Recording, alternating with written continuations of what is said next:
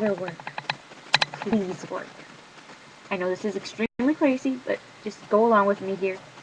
For you, Mara. Please work. It's been a really night. Alright, I'm getting the book. We're going to read it. We're going to read this chapter. That's going to be it. We're going to read this chapter, okay? It's going to be the end. I feel it coming, but I can't stop it. Panic. They left me. My parents actually left me. In France. Meanwhile, Paris is oddly silent. Even the opera singer has packed it in for the night. I cannot lose it. The walls here are thinner than Band-Aids, so if I break down, my neighbors, my new classmates, will hear everything. I'm going to be sick. I'm going to vomit that weird eggplant tapenade I had for dinner, and everyone will hear, and no one will invite me to watch the mimes escape from their invisible boxes, or whatever it is people do here in their spare time. I waste my pedestal stink and splash water on my face, but it explodes out and sprays my shirt instead. And now I'm crying harder because I haven't unpacked my towel, and what clothing reminds me of those stupid water rides Bridget and Nat used to drag me to at Six Flags where the water is the wrong color, and it smells like paint and has a billion trillion bacterial microbes in it. Oh God, what if there are bacterial microbes in the water? Is French water even safe to drink? Pathetic. I'm pathetic. How many 17-year-olds would kill to leave home? My neighbors aren't experiencing any meltdowns. No crying coming from behind their bedroom walls. I grab a shirt off the bed and blot myself dry. When the solution strikes, my pillow. I collapse face first into it, the sound barrier, and sob, and sob, and sob. Someone is knocking at my door. No, surely that's not my door. There it is again. Hello? A girl calls from the hallway. Hello, are you okay? No, I'm not okay. Go away. But she calls again, and I'm obligated to crawl off my bed and answer the door. A blonde with long, tight curls waits on the other side. She's tall and big, but not overweight big. Volleyball player big. A diamond-like nose ring sparkles in the hallway. Are you all right? Her voice is gentle. I'm Meredith. I live next door. Were those your parents who just left?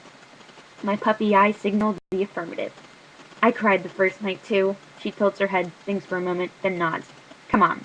Chocolate show. A chocolate show? Why would I want to see a chocolate show? My mother has abandoned me, and I'm terrified to leave my room, and... No, she smiles. Show. Hot. Hot chocolate? I can make some in my room. Oh. Despite myself, I follow. Meredith stops me with her hands like a crossing guard. She's wearing rings on all 5 fingers. Don't forget your key. The doors automatically lock behind you. I know, and I tugged the necklace out from underneath my shirt to prove it. I slipped my key onto it during this weekend's required life skills seminar for new students, when they told us how easy it is to get locked out. We enter her room. I gasp. It's the same impossible size as mine, 7 by 10 feet, with the same mini desk, mini dresser, mini bed, mini fridge, mini sink, and mini shower. No mini toilet. Those are shared down the hall. But unlike my own sterile cage, every inch of wall and ceiling is covered with posters and pictures and shiny wrapping paper and brightly colored flyers written in French. How long have you been here? I ask. Meredith hands me a tissue and I blow my nose, a terrible honk like an angry goose. But she doesn't flinch or make a face. I arrived yesterday. This is my 4th year here, so I don't have to go to the seminars. I flew in alone, so I've just been hanging out, waiting for my friends to show up. She looks around with her hands on her hips, admiring her handiwork. I spot a pile of magazines, scissors, and tape on her floor and realize it's a work in progress. Not bad, eh? Wait, well, don't do it for me. I circle her room, examining everything. I quickly discover that most of the faces are the same 5 people. John, Paul, George, Ringo, and some soccer guy I don't recognize. The Beatles are all I listen to. My friends tease me, but who's this? I point to the soccer guy. He's wearing red and white, and he's all dark and eyebrows and dark hair. Quite good looking, actually. Cesc Fabregas. God, he's the most incredible passer. Plays for Arsenal. The English Football Club? No? I shake my head. I don't keep up with sports, but maybe I should. Nice legs, though. I know, right? You could hammer nails with those thighs. While Meredith brews chocolate shaw in her hot plate, I learn she's also a senior, and she only plays soccer during the summer because our school doesn't have a program. But, as she used to rank all-state in Massachusetts, that's where she's from, Boston. And she reminds me that I should call it football here, which when I think about it really does make more sense. She doesn't seem to mind when I badger her with questions or paw through her things. Her room is amazing. In addition to the paraphernalia taped up on her walls, she has a dozen china teacups filled with plastic glitter rings and silver rings with amber stones and glass rings with pressed flowers. It already looks as if she's lived here for years. I try on a ring with a rubber dinosaur attached. The T-Rex flashes red and yellow and blue lights when I squeeze him. I wish I could have a room like this. I love it, but I'm too much of a neat freak to have something like it for myself. I need clean walls and clean desktop and everything put away in its right place at all times. Meredith looks pleased with the compliment. Are these your friends? I place the dinosaur back into its teacup and point to a picture turned in her mirror. It's gray and shadowy and printed in thick, glossy paper. Clearly the product of a school photography class. 4 people stand before a giant hollow cube, and the abundance of stylish black clothing and deliberately mused hair reveals Meredith belonged to the resident art clique. For some reason, I'm surprised. I know her room is artsy and she has all of those rings on her fingers and in her nose, but the rest is clean cut. Lilac sweater, pressed jeans, soft voice. Then there's the soccer thing, but she's not a tomboy either. She breaks into a wild smile, and her nose ring winks. Yeah, Ellie took those at La Defense. That's Josh and St. Clair and me and Rashmi. You'll meet them tomorrow at breakfast. Well, everyone but Ellie. She graduated last year. The pit of my stomach begins to unclench. Was that an invitation to sit with her? But I'm sure you'll meet her soon enough, because she's dating St. Clair. She's at Parsons Paris now for photography. I've never heard of it, but I nod as if I considered going there myself one day. She's really talented. The edge in her voice suggests otherwise, but I don't push it. Josh and Roshni are dating too, she adds.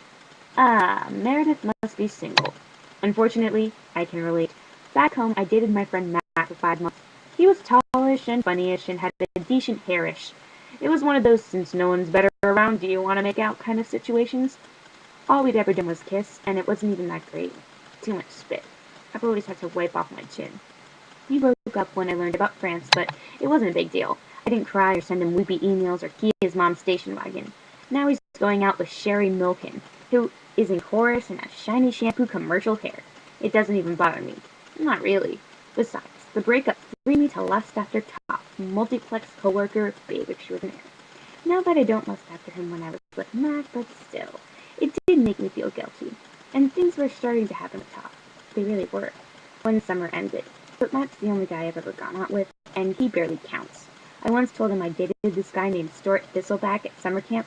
Stuart Thistleback had auburn hair and played the stand-up bass, and we were totally in love, but he lived in Chattanooga, and we didn't have our driver's license. Matt knew I made it up, but it was too nice to say so. I'm about to ask Meredith what class she's taking when the phone chirps and the first few growls of Strawberry Fields Forever. She rolls her eyes and answers. Mom, it's midnight here. 6-hour time difference, remember? I glance at her alarm clock, shaped like a yellow submarine, and I'm surprised to find she's right. I let my long, empty mug of chocolate chod on her duster. I should get going, I whisper. Sorry for staying so long. Hold on a sec. Meredith covers the mouthpiece. It was nice meeting you. See you at breakfast? Yeah, see ya. I tried to say this casually, but I'm so thrilled that I skipped to her room and promptly slammed into a wall. Whoops. Not a wall. A boy. He staggers backward. Sorry. I'm so sorry. I didn't know you were there. He shakes his head a little dazed. The first thing I notice is his hair. It's the first thing I notice about everyone. It's dark brown and messy, and somehow both long and short at the same time. I think of the Beatles, since I've just seen them in Meredith's room. It's artist hair. Musician hair. I pretend I don't care, but I really do care. Beautiful hair. It's okay, I didn't see you either. Are you alright then? Oh my, he's English. Does Mare live here? Seriously, I don't know any American girl who can resist an English accent. The boy cleared his throat. Meredith Chevalier? Tall girl, big curly hair. Then he looks at me like I'm crazy or half dead, like my Nana Oliphant. Nana just smiles and shakes her head whenever I ask, what kind of salad dressing would you like, or where did you put grandfather's false teeth? I'm sorry. He shakes a small desk step away from me. You were going to bed. Yes, Meredith lives here. I just spent 2 hours with her. I announce this proudly like my brother, Shawnee, whenever he finds something disgusting in the yard. I'm Anna. I'm new here. Oh, God. What is with the scary enthusiasm? My cheeks catch fire, and it's all so humiliating. The beautiful boy gives an amused grin. His teeth are lovely, straight on top and crimped around the bottom, with a touch of overbite. I'm a sucker for smiles like that, due to my own lack of orthodontia. I have a gap between my front teeth the size of raisin. Ethne, he says. I live 1 floor up. I live here. I point doubly at my room where my mind whirs. French name, English accent, American soul. Anna confused. He raps twice on Meredith's door. Well, I'll see you around then, Anna. Etienne. Etienne. Etienne. Says my name like this. Anna. My heart thump thumps in my chest. Meredith opens the door. Sinclair, she shrieks. She's still on the phone. They laugh and hug and talk over each other. Come on. How was your flight? Where did you get here? Have you seen Josh? Mom, I gotta go. Meredith's phone and door snap shut simultaneously. I fumble with keys on my necklace. 2 girls in matching pink bathrobes strapped behind me, giggling and gossiping. A crowd of guys across the hall snicker and catcall. Meredith and her friend laugh through the thin walls. My heart sinks, and my stomach tightens back up. I'm still the new girl, and I'm still alone. That's the end of the second chapter. And I know I messed up a little bit there. First of all, Hi! Give away. I'm trying to make it for Mara. I told her to shut up. She walked in the room like halfway through that. Okay, so Bye! I told you I was going to make this, and just for whoops, I'm going to do the next chapter too. Because this is a good book, and you should probably just read it. But I know you're probably in a place where you're not going to be able to find it. So, yeah. I'm sorry, I can't. First of all, I can't pronounce anything in languages other than, well, mine. And, I messed up his English accent. It's supposed to be English, just know that. And I can't pronounce his name. It's, Etienne.